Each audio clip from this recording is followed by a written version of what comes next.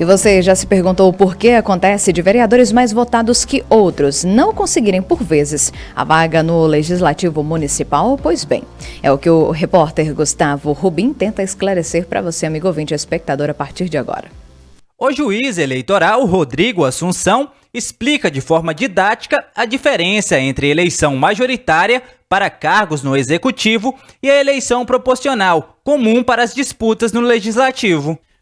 Muitas pessoas têm dúvidas em relação à eleição para vereador, que é a eleição proporcional.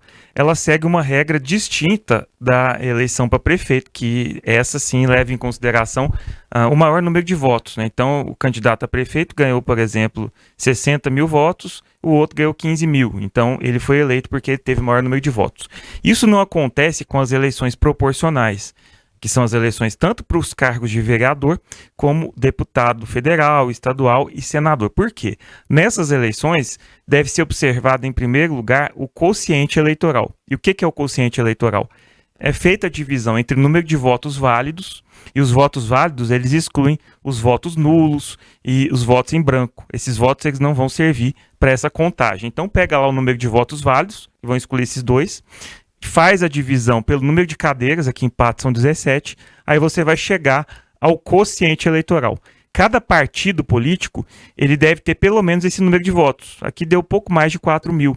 Então, se o partido político não tem esse número de votos, aí dessa forma ele não vai conseguir uma cadeira.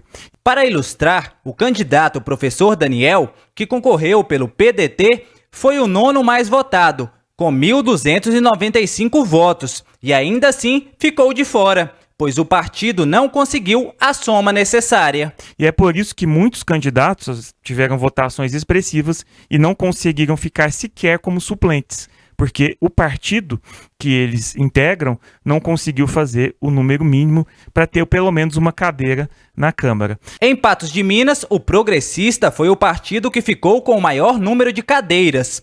Outra questão que o juiz eleitoral explica para não ficar dúvidas.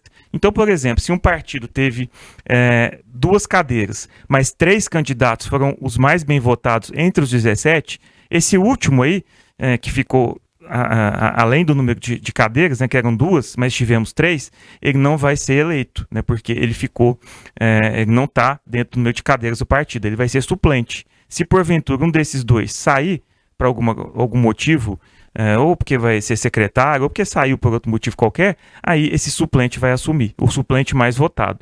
Então funciona dessa forma, é um pouco complexo, mas em primeiro passo, então, tem que se dividir o número de votos válidos, que vai excluir os nulos, e os votos em branco, pelo número de cadeiras. Aí você vai chegar ali ao quociente eleitoral, como eu disse, foi pouco mais de 4 mil.